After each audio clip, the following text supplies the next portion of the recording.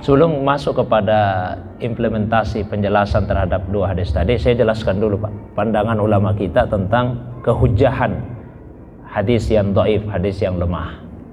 Ya, kehujahan itu artinya bisakah dijadikan sebagai dasar. Ya, kalau hadis sahih kan ulama sepakat hadis sahih itu dijadikan sebagai hujah, dasar pegangan dalam agama. Hadis hasan juga dijadikan hujah dalam agama. Bagaimana dengan hadis dhaif? Ulama kita beda pendapat. Mayoritas ulama hadis itu menyatakan bahwa hadis dhaif tidak bisa dijadikan sebagai hujah. Itu ulama hadis. Ada juga ulama yang menyatakan bahwa hadis dhaif itu bisa dijadikan sebagai hujah. Bahkan ada perkataan disandarkan pada Imam Ahmad yang berbunyi bahwa hadis dhaif lebih saya sukai daripada pendapat biasa saja. Ya, karena kalau pendapat berarti jelas bukan perkataannya Nabi. Tapi kalau hadis dhaif masih ada kemungkinannya itu perkataan Nabi. Nah, saya juga ingin mohon maaf luruskan sedikit. Kan itu di masyarakat Pak biasa itu ada kesan. Pokoknya kalau hadis dhaif sudah pasti bukan dari Nabi. Ya, kalau disebut, oh itu dhaif hadisnya, kesannya itu di kepala beberapa orang. Berarti sudah pasti bukan dari Nabi. Oh, tidak begitu penjelasan ulama kita. Ya, kalau disebut hadis dhaif itu bukan berarti sudah pasti bukan dari Nabi. Tapi yang dimaksud dengan hadis dhaif itu adalah hadis yang lemah penyandarannya kepada Nabi. Kayak kan bicara penyandaran. Ada perkataan atau ada perbuatan atau ada ketetapan disandarkan ke Nabi. Kalau penyandarannya itu kuat, maka dia disebut hadis sahih, kuat penyandarannya. Kenapa bisa kuat? Karena mata rantainya bersambung. Mulai dari yang menulis kitab itu, yang memuat hadis tadi, sampai kepada Nabi itu bersambung. Kemudian semua periwayat yang ada di dalamnya adil, semua adil. Adil dalam arti tidak melakukan dosa besar dan tidak sering melakukan dosa kecil dan sifat-sifat lain. Kemudian kuat semua hafalannya, sempurna hafalannya dengan kesempurnaan sebagai manusia. Lalu isi hadis itu tidak ada cacatnya yang tersembunyi dan tidak menyalahi sama sekali Al-Quran atau hadis yang lain. Maka penyandarannya ke Nabi kuat.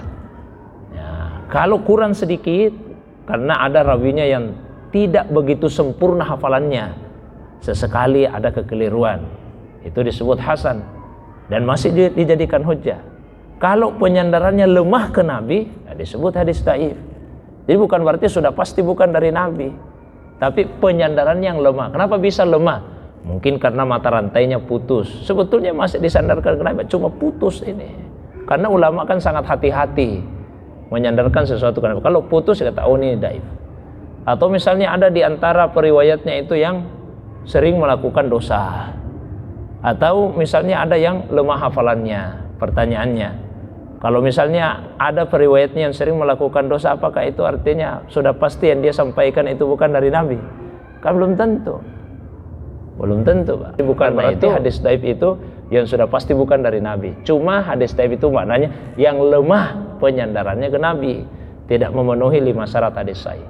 Nah, sehingga Imam Ahmad itu disebutkan lebih menerima hadis dhaif daripada pendapat. Kalau pendapat kan sudah pasti bukan dari Nabi nih, pendapat orang.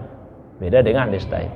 Nah, tapi beberapa ulama hadis bahkan ada yang menganggapnya mayoritas. Saya sebut tadi yang pertama itu mayoritas, ini ada juga pendapat ketiga. Saya pribadi lebih cenderung pada pendapat ketiga ini, yang menyatakan bahwa hadis dhaif itu bisa menjadi hujjah. Bisa menjadi hujjah dengan beberapa syarat. Apa itu? Satu, tidak berkaitan dengan masalah akidah. Bukan masalah akidah. Yang kedua, tidak berkaitan dengan halal dan haram. Jadi kalau bukan masalah akidah, bukan haram, masalah apa? Misalnya tentang keutamaan amal. Kalau amal begini, pahalanya begini. Itu fadilah amal namanya, Pak. Meskipun dia dhaif bisa diterima.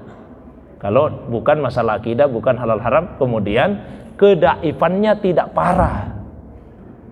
Karena yang menyebabkan hadis itu dhaif atau lemah banyak sekali macamnya. Secara umum sih ada 2. Bisa karena putus sanad, bisa karena ada masalah cacat pada rawinya. Cacatnya 10 macam. Cacatnya saja 10 macam itu rawi. Kita bicarakan putusnya cacat saja. Bertingkat-tingkat. Cacat yang paling parah itu karena dia pendusta dalam hadis. Wah, kalau ini tidak termaafkan. Jadi kalau misalnya ada hadis, di dalam sanadnya ada pendusta dalam masalah hadis, itu tidak dimaafkan hadisnya. Itulah yang disebut hadis palsu. Oh, ini tidak ada maaf sama sekali. Masalah apapun tidak boleh diterima. Nah, tapi di bawahnya itu kan ada beberapa cacat yang lain. Tertuduh berdusta. Ini belum pasti berdusta, Pak, baru tertuduh berdusta. Ada yang parah kesalahannya. Ada yang sering lalai. Ada yang melakukan kefasikan. Ada yang melakukan kekeliruan. Ada yang menyalahi riwayat yang lain. Ada yang karena orangnya tidak dikenal. Ada yang karena melakukan bid'ah. Ada yang karena jelek hafalannya. Bertingkat-tingkat itu. Nah, sehingga ulama mengatakan kalau penyebab keparahannya itu, penyebab kedaifannya tidak parah, masih bisa diterima. Terus syarat berikutnya, isi hadis tersebut itu sebetulnya masuk dalam cakupan hadis umum. Nanti saya jelaskan ini Pak ketika menjawab 2 hadis yang ditanyakan tadi. Dia masuk dalam cakupan hadis umum. Kemudian yang berikutnya, ketika mengamalkannya tidak meyakini sebagai hadis Nabi, tapi mengamalkan sebagai bentuk kehati-hatian. Nah, itu syarat-syaratnya. Ya, saya pribadi lebih cenderung kepada pendapat ulama kita yang mengatakan seperti itu. Ya, jadi sekali lagi mohon maaf kalau dikatakan hadis dhaif, jangan di kepala itu pasti bukan dari Nabi. Tidak begitu pemahaman ulama kita. Ya, cuma kan di sebagian masyarakat begitu Pak, di kepalanya itu. Saya begitu katakan hadis dhaif, tidak bisa sekali diamalkan ini. Ada rinciannya. Masuk pada hadis pertama. Man qama lailatal Id, siapa yang menghidupkan 2 malam hari raya. Lam yamut qalbuhu yauma tamutul qulub. Hatinya tidak akan pernah mati ketika hati-hati yang lain sudah mati. Di sebagian riwayat disebut juga menghidupkan malam nisfu Sya'ban. Hatinya tidak akan mati ketika hati-hati yang lain sudah mati. Secara sanad ini hadisnya lemah, dhaif. Ya, ingat bukan berarti sudah pasti bukan dari Nabi, cuma penyandarannya lemah ke Nabi. Tapi kedaifannya tidak parah. Dan bukan masalah akidah. Bukan masalah halal haram. Ini masalah keutamaan amal. Kalau kita melaksanakan sholat misalnya ibadah-ibadah lain di 3 malam itu, pahalanya begini, keutamaannya hati tidak akan mati. Berarti ini masalah keutamaan amal. Nah, kemudian yang berikutnya dia masuk dalam cakupan hadis umum. Maksudnya apa? Ya kan sebetulnya banyak sekali hadis yang sahih yang menganjurkan kita supaya di malam hari itu memperbanyak ibadah. Berarti dia masuk dalam cakupan hadis umum. Nah, dengan demikian hadis yang pertama tadi sangat baik untuk kita amalkan. Hidupkanlah malam 2 hari raya dan malam nisfu Sya'ban dengan ibadah. Cuma tidak ada hadis sahih yang menyebutkan ibadah tertentu. Ya kita laksanakan ibadah apa saja, sholat malam, ya boleh, baca Quran, silahkan. Kalau baca Quran surah apa saja, mau memilih surah Yasin dibaca 3 kali juga bagus, silahkan Pak. Jadi sekalipun dhaif, akan kita amalkan. Nah, itu yang pertama, hadis pertama. Nah, terus hadis yang kedua itu lemah tapi kelemahannya parah, tidak seperti yang pertama tadi. Yang pertama itu lemah, kelemahannya tidak parah. Yang kedua parah kelemahannya. Nah, terutama pada bagian akhirnya puasa di hari-hari 3 hari terakhir Sya'ban.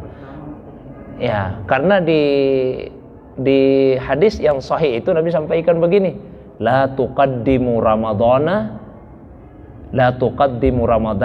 bi siyami yaum aw yaumain. Janganlah kalian mendahului puasa Ramadan dengan puasa 1 atau 2 hari sebelumnya. Nah, itu hadisnya sahih. Di Nabi melarang kita mendahului puasa Ramadan itu dengan puasa 1 atau 2 hari sebelumnya. Nah, ini menyalahi hadis tadi yang mengatakan puasa di 3 hari terakhir.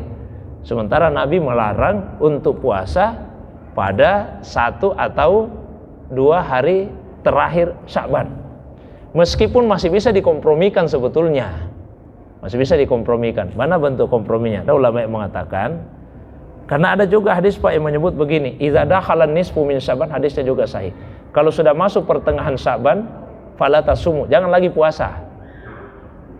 Itu hadisnya begitu. Kalau sudah masuk pertengahan Sya'ban jangan lagi puasa. Itulah sebabnya ada ulama yang memakruhkan, bukan mengharamkan, memakruhkan puasa dari tanggal 16 Sya'ban sampai terakhir.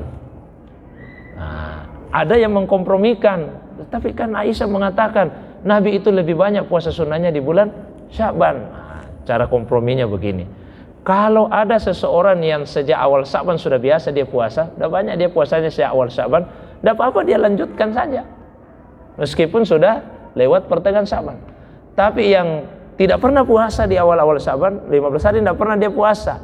Begitu masuk pertengahan Sya'ban baru dia memulai, saya banyak-banyak puasa sekarang. Wah, itu tidak usah lagi. Kalau sudah lewat pertengahan Sya'ban, sementara 15 hari sebelumnya tidak pernah juga puasa, tidak usah lagi. Nanti malah kaget masuk Ramadan, malah kita tidak bisa maksimal. Tapi kalau sejak awal Sya'ban kita sudah sering puasa, silakan. Ya, kita tetap melaksanakan puasa itu. Nah, terus yang berikutnya Pak, penting juga ini saya sampaikan. Ketika ada satu hadis dinilai lemah, bukan berarti isinya itu hadis tidak bisa diamalkan. Ketika dia lemah ini bukan berarti isinya itu tidak bisa diamalkan. Kita bisa mengamalkan isinya bukan berdasarkan hadis yang lemah tadi, tapi berdasarkan hadis lain yang sahih, yang mencakup isinya. Inilah yang biasa, mohon maaf, tidak terlalu diperhatikan. Saya kasih contoh Pak ya. Misalnya salat tasbih. Ada kitab namanya Al-Maudu'at. Al-Maudu'at ditulis oleh Ibnu Al-Jauzi. Isinya itu kitab kumpulan hadis-hadis palsu. Jadi isi kitab itu kumpulan hadis-hadis palsu menurut penulisnya tentunya, Ibnu Al-Jauzi. Nah, di kitab Al-Maudu'at itu ada beberapa hadis tentang salat tasbih yang dicantumkan, dan beliau nilai itu sebagai hadis palsu.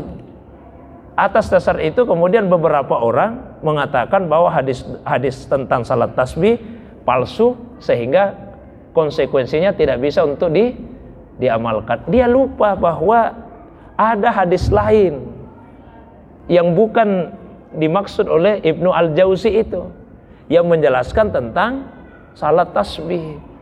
Ada di Sunan At-Tirmizi, ada juga yang diriwayatkan oleh Imam Al-Bukhari meskipun bukan dalam kitab sahihnya, dan itu hadisnya sahih atau hasan.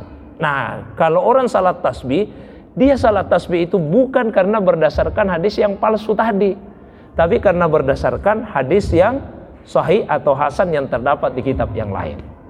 Nah, kadang-kadang kalau cuma baca kitab Al-Maudu'at, palsu ternyata hadis salat tasbih, udah bisa diamalkan. Tunggu dulu, lihat kitab lain yang menjelaskan. Seperti tadi. Jangan misalnya, mohon maaf, ketika saya tadi sampaikan itu hadisnya lemah dan parah, berarti tidak bisa kita puasa ini 3 hari Sya'ban 3 hari. Ada hadis yang sahih saya sebutkan di awal tadi. Aisyah mengatakan, saya tidak pernah melihat Nabi lebih banyak puasa sunnahnya dibandingkan dengan puasa sunnah di bulan Sya'ban. Ya sudah, kalau begitu artinya kita dianjurkan untuk memperbanyak puasa sunnah di bulan Sya'ban. Kalau bisanya 3 hari di awal, 3 hari di tengah, 3 hari di akhir, silahkan. Nah, kita bisa lebih banyak lagi daripada itu, silahkan. Tapi paling tidak usahakan 3 hari, 13, 14, 15 Sya'ban kita puasa. Tidak bisa 3 hari, 2 hari saja. Hari Kamis, hari Jumat. Dan tidak bisa juga 2 hari, 1 hari saja. Ya, 1 hari tanggal 15 Sya'ban. Bukan karena hari Jumatnya, tapi karena 15 Sya'ban. Tidak bisa juga 1 hari puasa. Antarkan hidangan buka puasa kepada orang yang puasa. Itu yang paling terakhir. Man fattara sha'iman kana lahu ka'ajris sha'im min ghairi ayyanqusa min ujurihi syai'. Siapa yang menyiapkan hidangan buka puasa untuk orang yang puasa, dia dapat pahala seperti pahalanya orang yang puasa tanpa dikurangi sedikit pahalanya.